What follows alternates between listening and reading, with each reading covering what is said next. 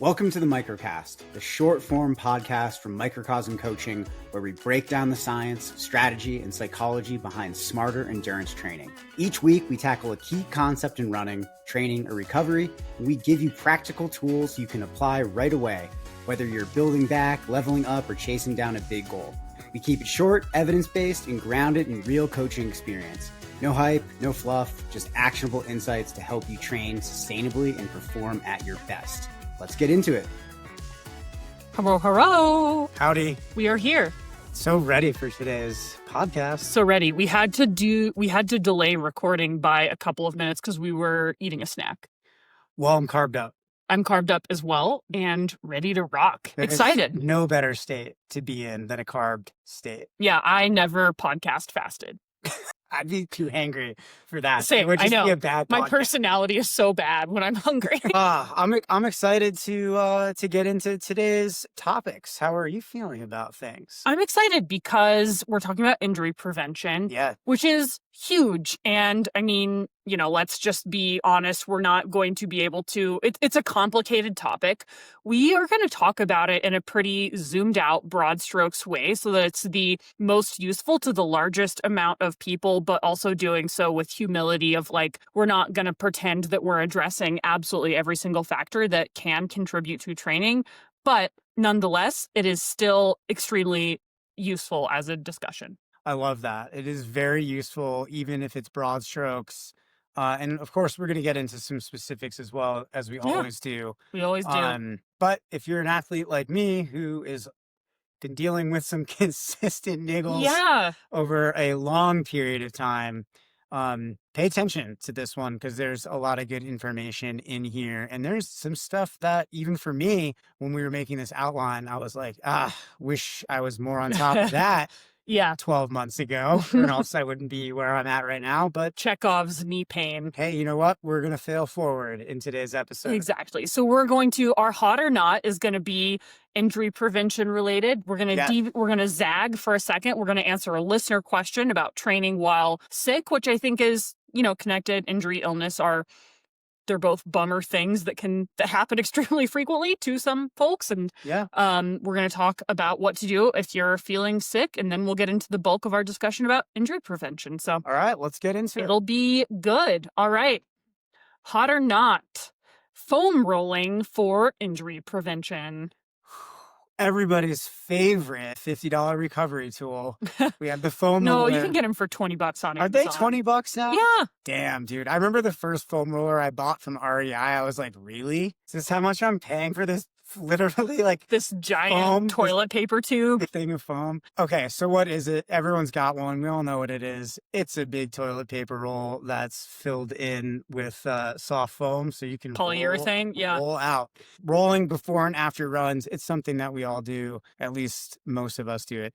Okay, the research. So this can temporarily make improvements to your range of motion. 10 or 15 minute long sessions are shown to be helpful. Not great long term. We really want to address range of motion in other ways, but helpful in the short term. Great for fascial health as well.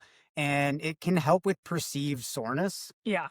So when you're feeling sore, when you've got trigger points, it can help with your perception of your recovery there.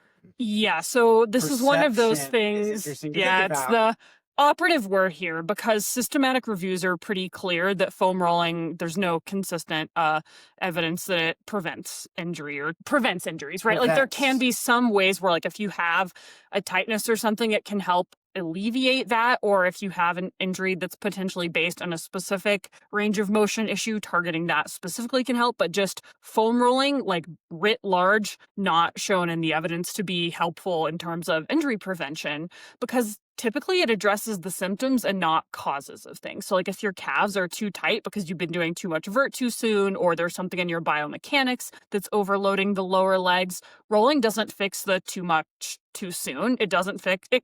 Depending on what the biomechanical issue is, it's most likely not going to fix that in a comprehensive way. And so, again, it can feel good, but we don't have compelling evidence that it is something that I would call adequate injury prevention. So my practical take here is like, if it feels good to do it, fine. Like, honestly, they're not that expensive, is insofar that you don't go like ham and absolutely tenderize yourself. It's not harmful, but don't think of it as injury prevention. I think that oftentimes, if you're like, I have 20 minutes today, should I foam roll?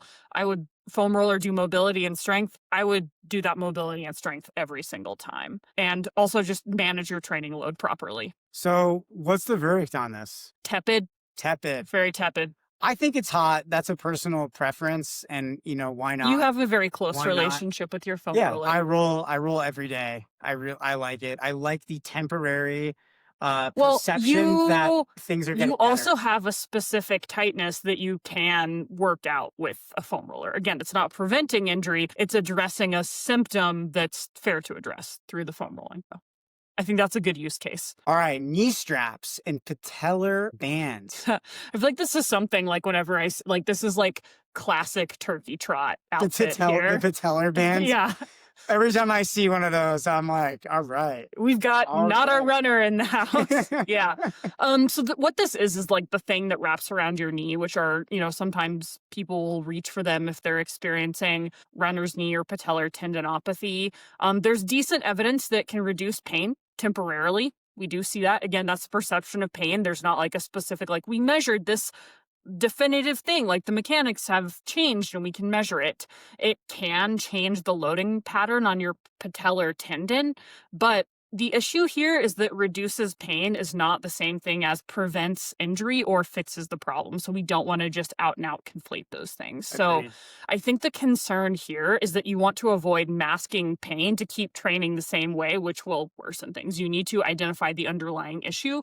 And if that's improper training load, thinking, you can slap a knee strap on it and continue to train the same way you have, not going to be good. Yep. Verdict? I would say if you need to use it for like a race for like, I don't know if it's like your Thunder shirt, fine. But, more often than not, it's a strength issue, a loading issue, or a volume issue. And the band isn't fixing any of those. So it's like slapping a, Band-Aid on the side of a leaky pipe. So I would say not hot for injury prevention. But again, there is evidence that can be useful in short-term pain management in specific contexts. Again, loving that temporary perception, healthy running. So many of these, there's a lot of I feel like the things you can buy on the feed, the sort of like sport gadgets, like all of them, whenever you are like XYZ sport gadget meta-analysis, the ones that always come up are basically like a shrug emoji that's like, nah. It makes people feel better, but also so does a teddy bear. You know what? I always have my teddy bear next to me while I'm rolling. So that way, in case I don't get the placebo from the foam roller, you will from the teddy bear. From the teddy bear. Because that's tried and true. Yeah. It just never doesn't work. You can use my code Zoe69 to get 20% off your performance teddy bear at the link in our bio. And it fits strategically in the back of my in your running vest. And I have one for my running belt as well. The head pokes out. It's kind of That'd be so cute. It's like a running Labubu. This is my emotional support Labubu. It prevents injury because I have a low bar for scientific evidence. Very calming. It's very calming. All right. Gait analysis and running form assessment, hot or not. So what is this? So this is it could be anything from going to a running specialty store and having your gait analyzed there to increasingly PTs that have specific certifications are offering a gait analysis. And these can be expensive or free. It's really it's a wild west out there when it comes to gait analysis. But here, the research is pretty nuanced. So there are certain gait patterns that are associated with certain injuries, and this is fairly well established in the literature, like excessive hip adduction can lead to IT band issues, high impact loading rates can lead to tibial stress fractures. But the question that we want to go into a gait analysis with correctly. Yes, you are. Does identifying and changing patterns prevent injuries? Yeah. The verdict is sometimes, but it really depends. Right. Can we learn something from this that then we can create an action that will help us be healthier in the future. Yeah. And So, I think that's the biggest thing that we want to ask with these. So quality of analysis really matters. Not all analysis are equal. Love our running specialty shoe store workers, but is that analysis going to be the same as a running specialist PT? I used to do this when I was 19, so No. variable At best. Corrective plans, we really need to have specific drills, cues, progressive training to change patterns. So a lot of nuance and a lot of probably PT specific direction there. Very time consuming. But hey, you know what? Maybe doing that work now prevents injuries in the future and creates a space for long-term healthy training, and therefore we accomplish a lot of our goals. So it could be very helpful. Addressing underlying causes is something else that we want to think about here. with all of these things. So sometimes gait issues are a strength mobility issue. And it's not really that we need to correct form, it's that we need to correct what's going on structurally. Are you able to actually use your glutes? No. Well, I'm using my quads more, and that's leading to this IT band issue. And it's short. I'm sitting all day. That tightness in my hips is leading to having a poor range of motion in my stride. Now I have IT band issues. Like, do we need to change the gait or your biomechanics, or do we need to address the underlying cause? Well, right.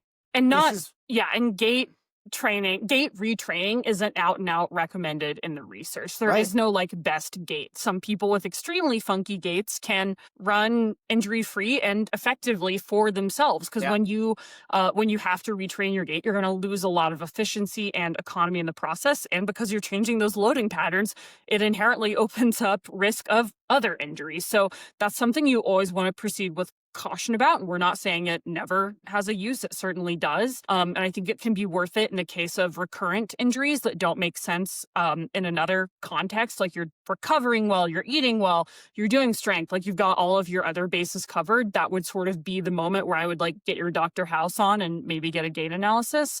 And if you're trying to identify a specific issue that you sort of have other things pointing you towards, and you want to make sure that you pair that good high quality analysis with a PT and a coach who can help create a corrective program. Because it's not just like watch the game tape and run better. And like, it's not just like read the book, chi running or pose running or whatever is like in vogue this week.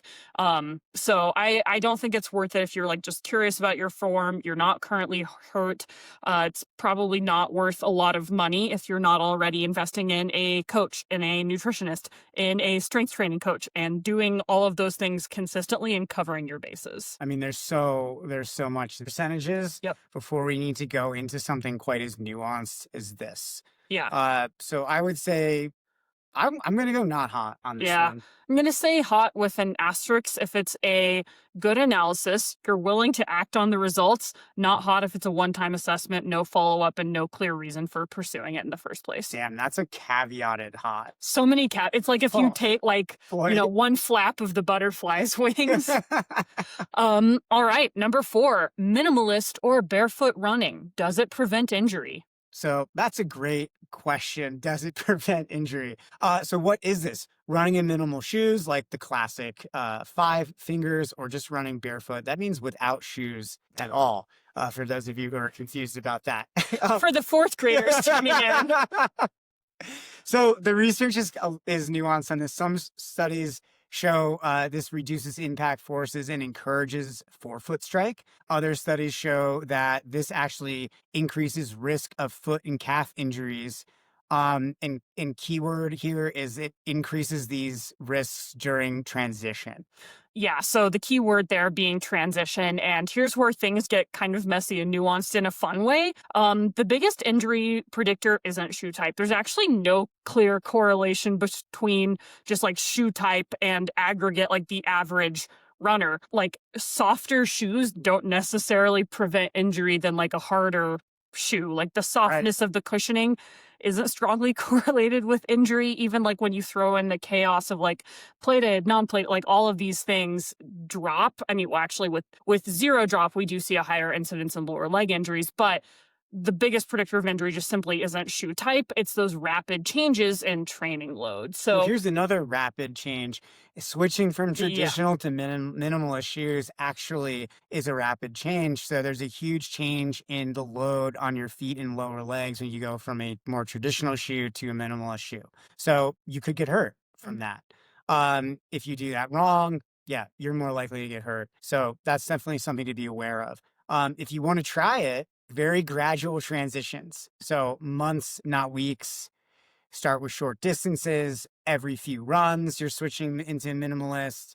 And the truth here is, like, I think these don't expect the world from going to a minimalist. Don't expect much.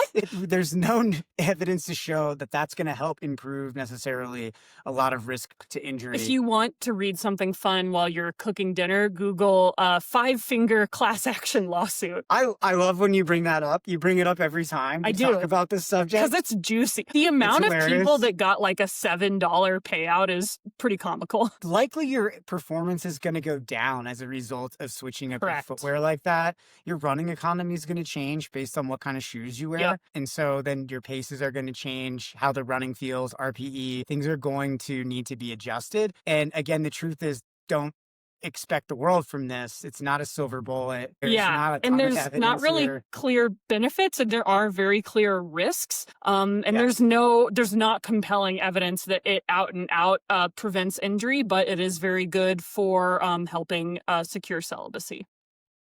Very effective, extremely effective birth control. Oh my gosh! God bless him. One of the guys that does our sound for many of our shows. Yeah.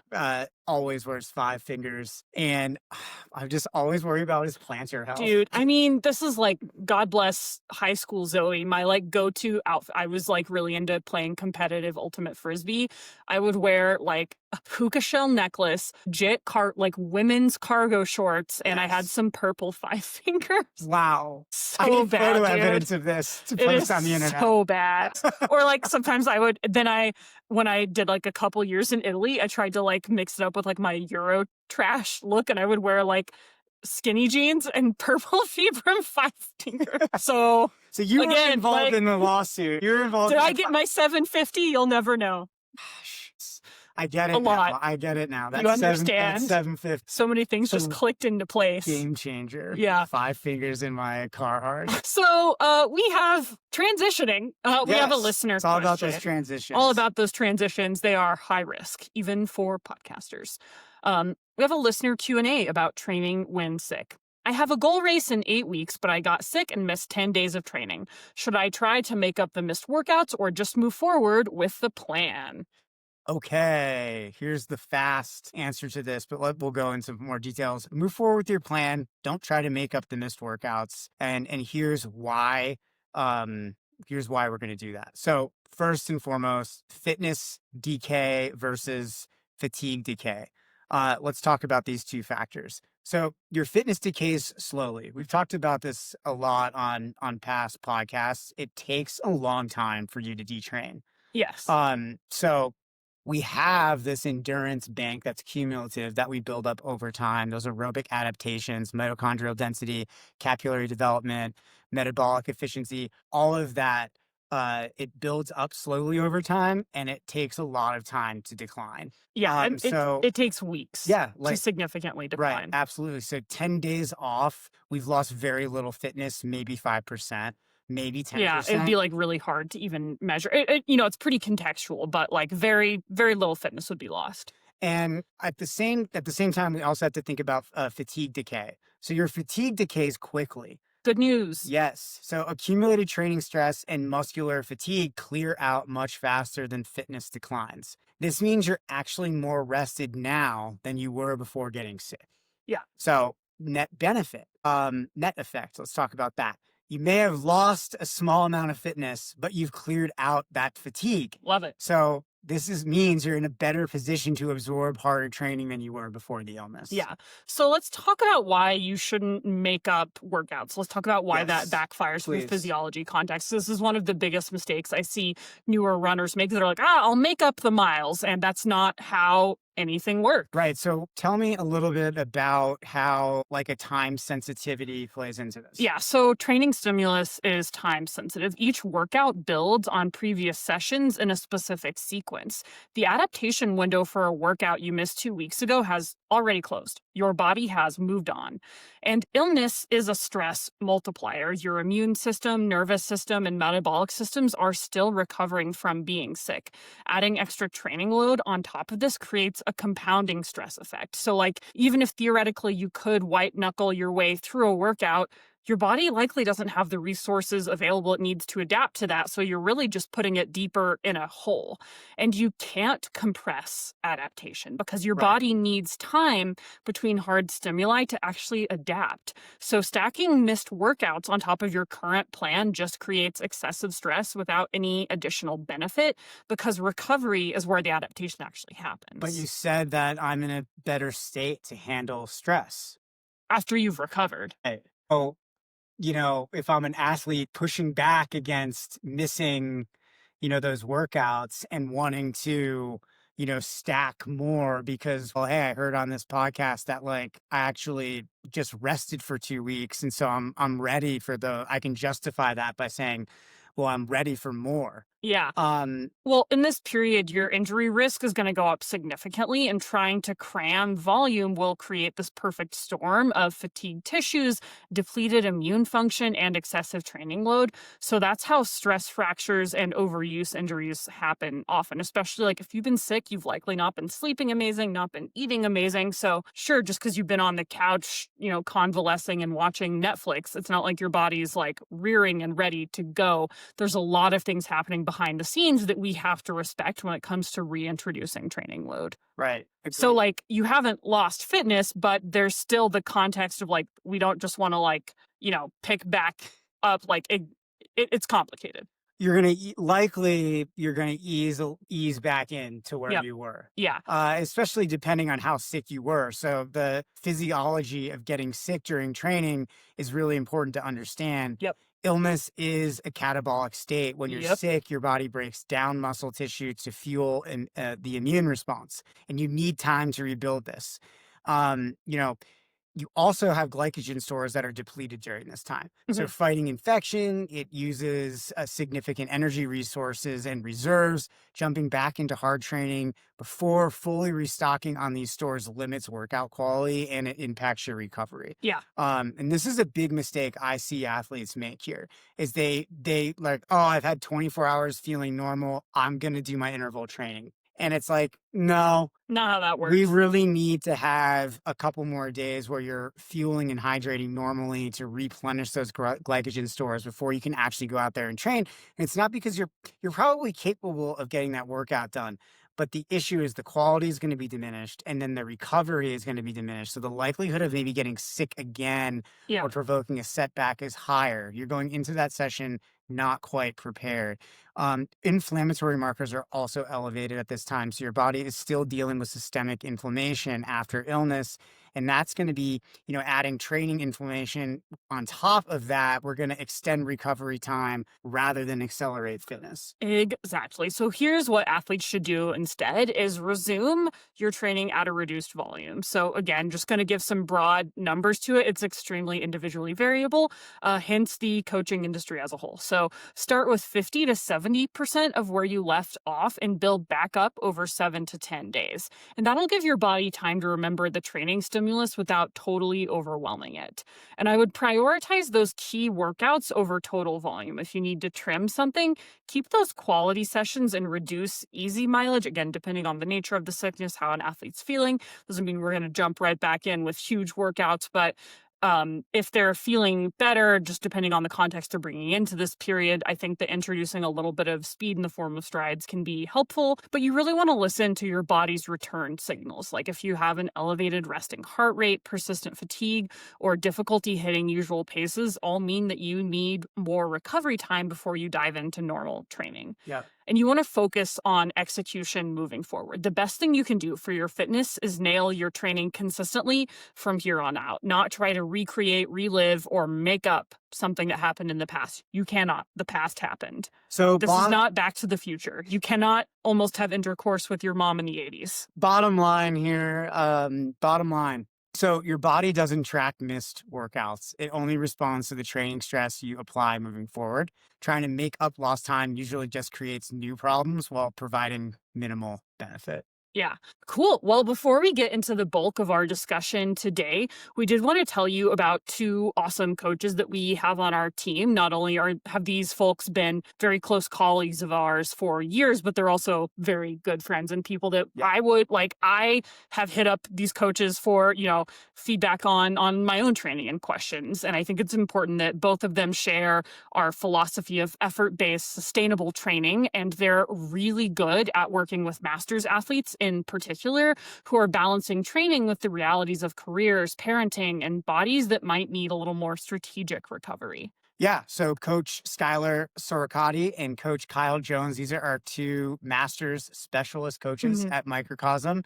And Skyler is our Boston Marathon guru. He has an incredible track record helping athletes nail PRs across distances from 5K all the way up to marathon. And if you're chasing a time goal or trying to figure out how to actually execute a race plan without blowing up, Tyler is going to be your guy to work with. And then Kyle also, he is specializing in helping athletes develop a really strong sense of feel and RPE on the trails. He's a 100-miler himself. He loves working with ultra-focused athletes who want to build confidence and competence over longer distances. Yeah, so both Coach Skyler and Coach Kyle have a couple of roster spots open right now. So if you're looking for a coach who gets it, someone who in their own life understands what it's like to balance all of these things and to chase personal bests in your 50s and beyond. I mean, in the past, last year, Kyle was top 5 in his age group at Canyons, which is huge, auto into UTMB. And so I think if you're looking for a coach who understands that talent doesn't have an expiration date, dreams don't have an expiration date, both of these guys are just awesome. Skyler's leading our Boston Marathon webinar that's coming up, which you should also check out because super cool to get that, the inside scoop on Boston training from someone who's run it multiple times, helped numerous athletes qualify as well. And these are both people who are going to prioritize how you feel and adapt training to your life. So reach out, grab. There's only 3-4 spots. So they're going to go quick, especially this time of year. People are recommitting around the holidays. Microcosmcoaching@gmail.com. As always, if you want to have a conversation with one of those coaches and they can talk to you about the process and what they can do to help you reach the next level. Yeah. All right. So we are going to talk today about 5 science-backed ways to prevent running injuries. Let's do it. There's Woo! 5 backed. There's only 5. There's only 5. You heard it here first. Definitely take that out of context Definitely when you not retweet 6. this episode. Definitely not 6. There are only 5. Science works in 5s. Science is definite and extremely clear on all of these things. All right, let's talk about topic number 1 here. Strategy number 1, progressive load management. So what this concept is load management has to equal the number one load management is the number 1 factor in injury prevention. So not just mileage, this includes intensity and duration and frequency. So multifaceted. We're monitoring a number of different kind of outputs here. Practical application. Don't increase mileage more than 10% per week. Yes, it's kind of an old rule, but it's a decent guideline. If you're self-coached, that's not the worst place to start. But also, we're not sitting here and saying, this is evidence-based. It's it's not, but it's a better heuristic than nothing. Right. Because again, hire a coach. Yes. That's it. That's the tweet. The mileage increase that you can handle each week is going to be pretty individualized, and it does involve some experimentation, which can come with some risk factors. Yep. So I would say be smart. Great opportunity to have a different set of eyes on your training. Yeah. Don't increase too quickly. As we mentioned before, it's one of the biggest reasons why people get injured. So track your weekly load compared to, your 4-week average. Yeah. So avoid those big spikes and aim for gradual progression. Like if you're increasing volume, keep that intensity low. And if you're increasing intensity, keep that volume stable. I find this to be one of the most important principles in my coaching. Yeah. As you work on one adaptation type at a Yes. time. But this is the one that I get the most pushback Same. Yeah. on from people because they Want everything they everywhere want it all at all once. at once. They want everything now. Yeah. But the body can't handle everything now. Your bones kind of don't care what your feelings are, Well, I unfortunately. keep trying to tell people that. Okay, I know this doesn't meet an emotional need that you have around your training, but at the same time, Gravity. how are those emotions going to be when you get hurt? Oh boy, Less good. Yeah, not that good. So let's really try to concentrate on focusing on one adaptation type at a time. If we're increasing volume, the intensity of your workouts has to be coming down. So if you're doing work that's over 1 hour effort pace, so 10K, 5K work, or lump it all in and call it VO2 max, that is high intensity training. Your volume should be very low during those periods. Relatively low. Yeah, it should be low. It should be low. It should be about at your floor. You could look at your yearly average of accumulated training hours and think about, okay, how many hours a week is that? All right, that's what I'm comfortable doing without getting hurt. I should probably not be exceeding that while I'm doing the most intense training. And as you go into other periodized training phases, maybe you go into a threshold phase. We're working on workouts at around 1 hour effort. Your intensity level of those workouts is going down, so you can start to bring the volume up. Yeah. And then obviously as you get closer to your race, especially for our ultra runners, our marathoners who are, really focusing on these 3+ hour events, volume is a lot higher. Yeah. Intensity is way low. The biggest mistakes we see are coming back from a break too aggressively. You were sick, you were hurt, you went on vacation, you ran a race, you took 10 days off, and then you decided to re-enter things with a 24-mile fun run on the weekends. Not ideal. You want to make sure that we are progressive and intentional. And another big mistake we see is catching up on missed training. Again, that's not how anything works. The past is the past. You are here now, and we need to train in a way that recognizes that because your body cannot time travel. Stimulus can't time travel. Oh, Zoe, racing when not properly trained. Here is another one of these things that we can really, I get like a reaction when I think about this as a coach, because it happens all the time. And part of the, I feel like our roles as coaches is to be like, this race is not appropriate because of X, Y, and Z. You don't have the training to do this. Yes. I try to get athletes to make that decision on their own.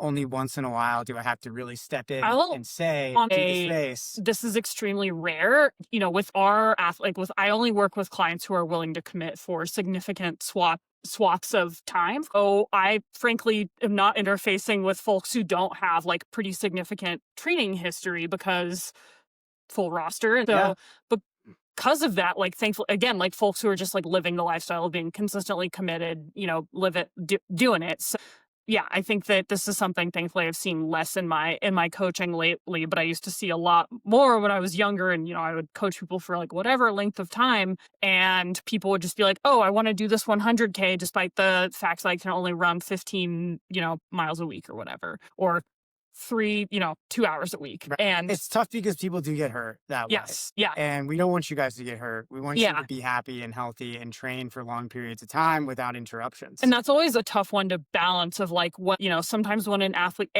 pick appropriate goals. We've done like 1 million podcasts on this, so Google it. But then it's like sometimes when someone picks kind of a reachy race, it's always this balancing act of like, well, if we're low volume, then we have this big acute stress on the race day, or we can sort of like have this chronic stress of being a bit reachy in training. And neither of those are ideal for long-term development, happiness, well-being, and health. So let's avoid that entirely and pick events that are appropriate for you and train accordingly. And I would say another one is training through early warning signs. If something hurts worse after a run, hurts in a different way if the presentation changes significantly, how it's feeling or how bad it's feeling changes after a run, that's usually a sign we need to rest. We need to make a change. Key point here before we get into our strategy number 2, your body adapts to chronic load, but injuries happen from acute spikes. So those big changes getting far away from your baseline too quickly, that causes injuries. We want to ramp in and prepare your body for those moments. So if you're going for a big acute training load all at once, you better be really get that fresh. punch card for your PT now. Yeah, I mean, you better be really fresh, and you better recover really hard after that.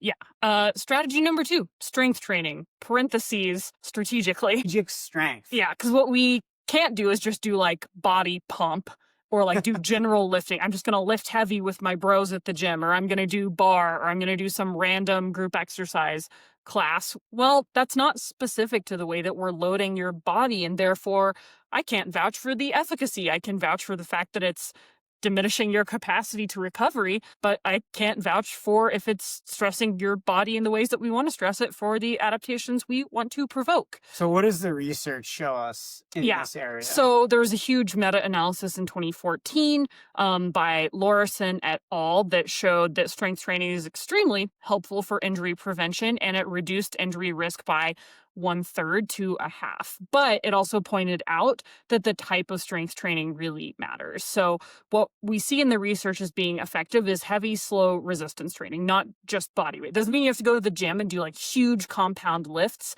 In fact, unless you have a strength coach who can watch you in the world and spot you, I would not recommend doing that. And there are lots of benefits for lifting things that aren't like extremely heavy, but you also do want to pick up more than like the 2-pound Peloton weights. Right.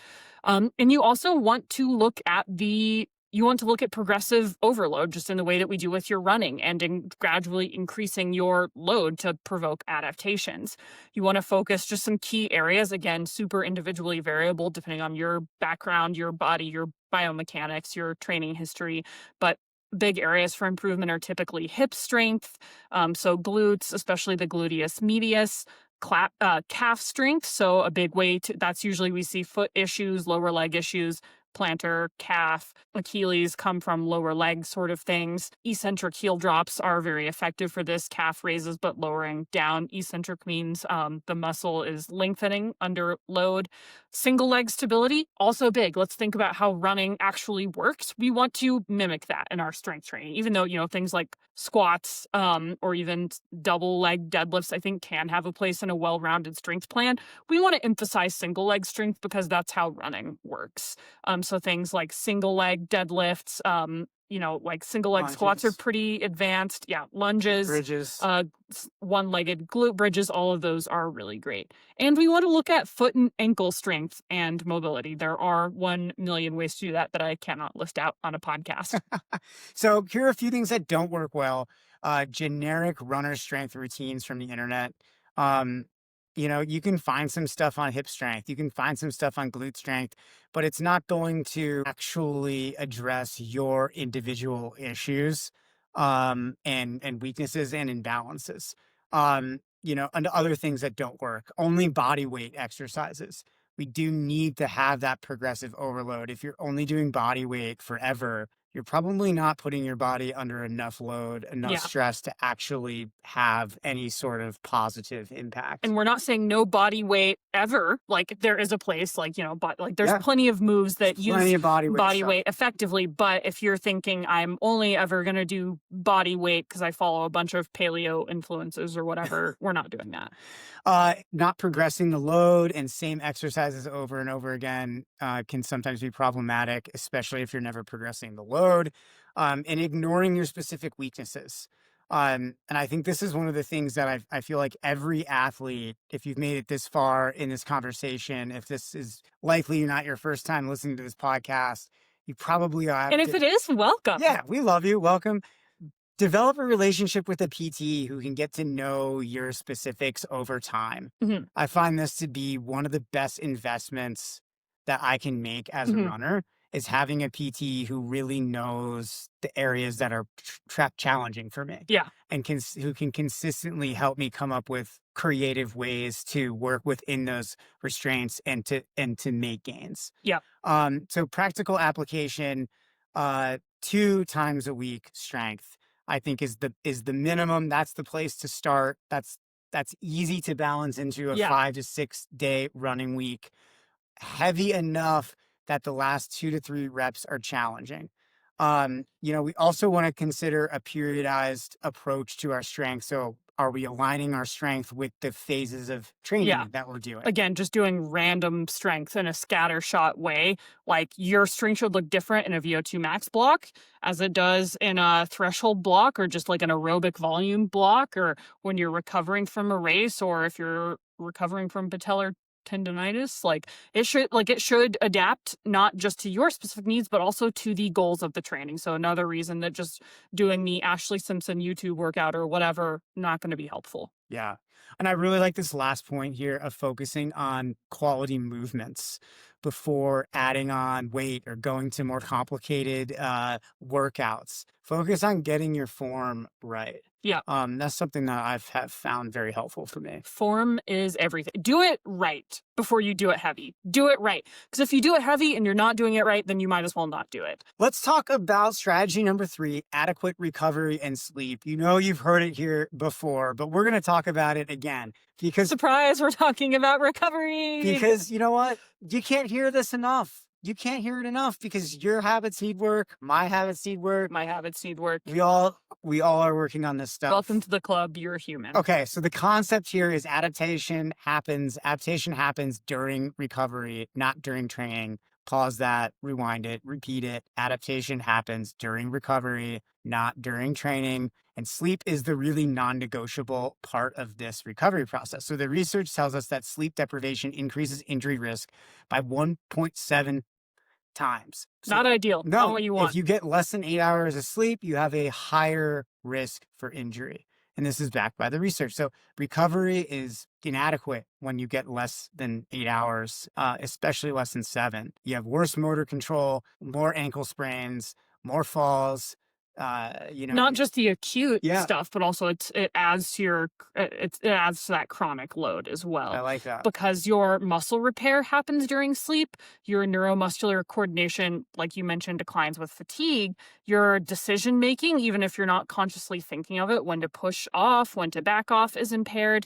And you have elevated cortisol with poor sleep, which will impair your tissue repair. Yes. So again, here, like we talk about all the time, but you should prioritize your sleep, practice good sleep hygiene.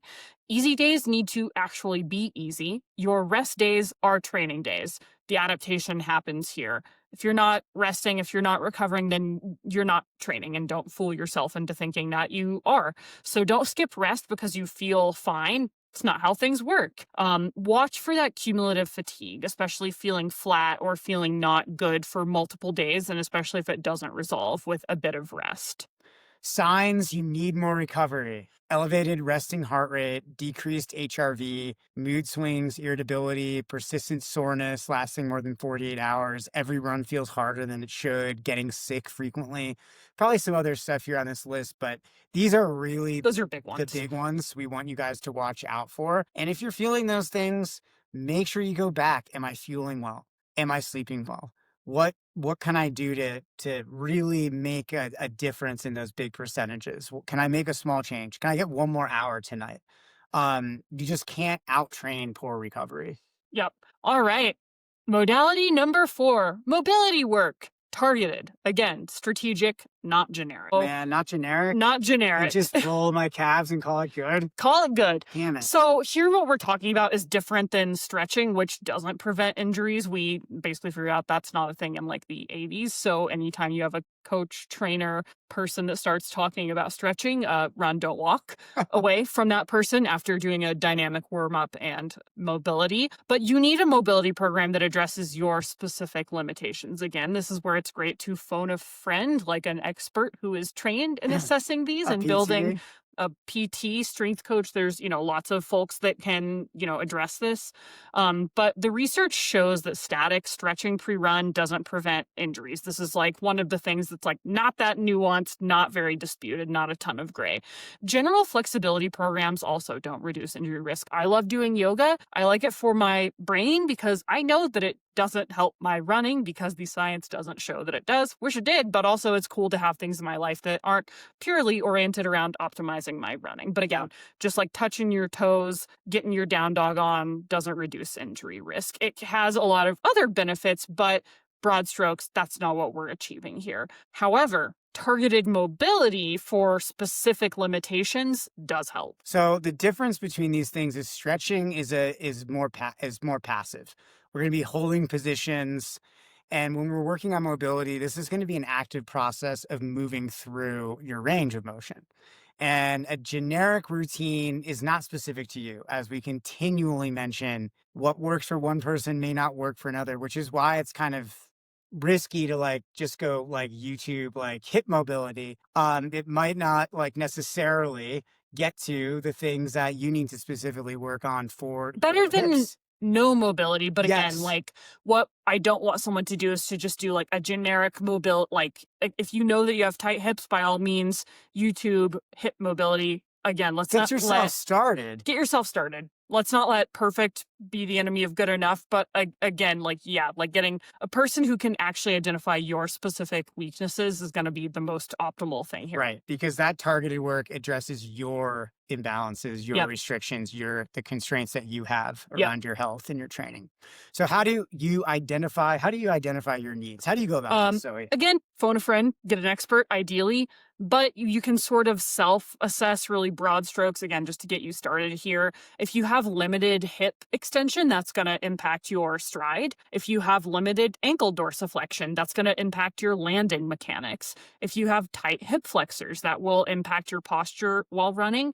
And if you have limited thoracic rotation, that's going to affect your arm swing, and even your breathing. So you really want to figure out what your specific limitations are. Ideally, have a coach or a PT, someone who can see you in the real world, assess, and then do mobility work for those specific areas. Include them in a dynamic warm-up where it's, again, like as part of a dynamic routine or post-run, again, being specific and intentional here.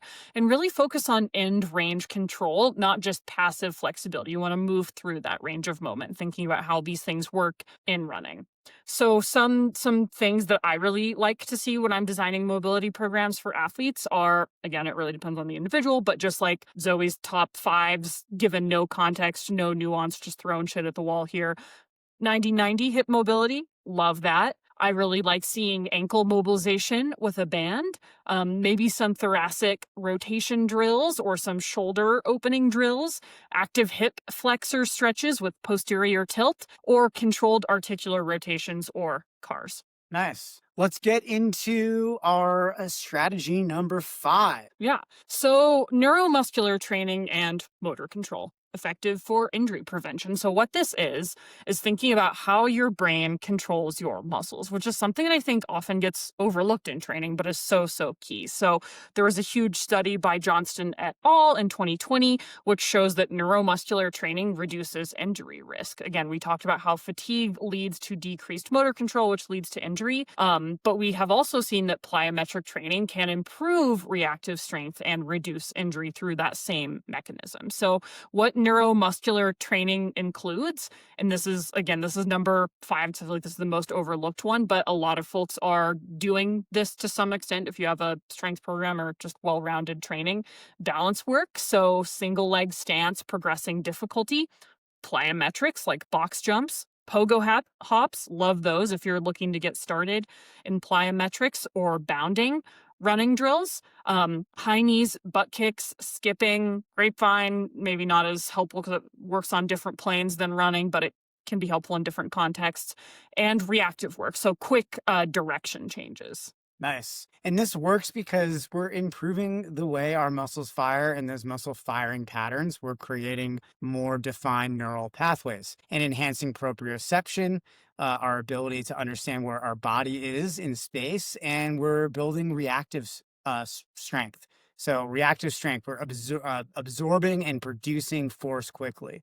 And we're teaching the body to handle unexpected demands, which is really great for, I think, trail runners. Yes. Where we have to be consistently navigating kind of the changing trail conditions all the time. Yeah. So what this can look like in practice is maybe including running drills 2 to 3 times per week as part of your warm-up routine. Again, high knees, butt kicks, skips. Do them before easy runs when you're fresh, you can focus on quality. And if you want to add plyometrics to your strength routine, again, work with a strength coach, but make sure you progress them gradually. So maybe start with 2-leg hops to sort of ease into it. Because again, you really have to load these things gradually, and plyometrics, if done too quickly or improperly, aren't going to be preventing injury. They're going to cause it. Progress to single-leg hops. Love those pogo hops. And then maybe a third, more advanced option is bounding or depth drops. I also think balance work. Like, this is one of those things that yoga can improve. Thank God. You can do those daily. You can stand on one leg while you're brushing your teeth, or single leg deadlifts can work this as well. Surfer get-ups can help this to some extent. So thinking of ways to target that balance, I think this can be especially helpful for older runners too. All right. So I think the key point here is teaching your body to control movement under fatigue. This prevents injury. Yeah. If we're able to move better, Yep. we're going to get less injuries. Yep. All right. So let's put this all together. I think there's a hierarchy we can think about in this process. So load management is number one, right at the top. It's our most important thing. Manage your training stress. Hard days hard, easy days easy. Incorporate time for recovery. Strength training. This is the foundation. We want to build a resilient and strong body, a body that can handle the impact forces of the training that we're doing.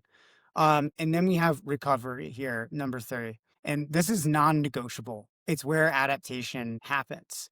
A lot of athletes, like to push back against that recovery that day or those deload weeks. Guys, this is when the good shit actually happens.